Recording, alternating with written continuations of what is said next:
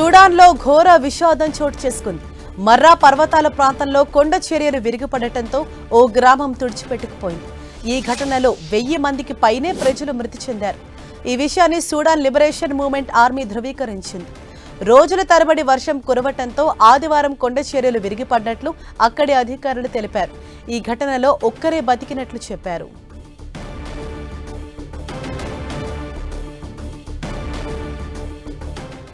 ఉత్తర వార్ఫర్ రాష్ట్రంలోని సూడాన్ సైన్యం paramilitary rapid forces మధ్య జరుగుతున్న యుద్ధంలో వీరి నుంచి దూరంగా వెళ్లి ముర్రా ప్రాంతంలో కొందరు స్థానికులు ఆశ్రయం పొందుతున్నారు. అయితే అనుకోని విపత్తు వల్ల ప్రస్తుతం వారందరూ మృత్యువాత పడ్డారు. చాలా రోజుల నుంచి కురుస్తున్న భారీ వర్షాల కారణంగా ఆగస్టు 31న కొండ చర్యలు విరిగిపడ్డాయని సూడాన్ లిబరేషన్ మూవ్మెంట్ ఆర్మీ తెలిపింది. డార్ఫర్ ప్రాంతంలో ఉన్న ప్రాంతాన్ని ఓ సంఘం నియంత్రిస్తుంది.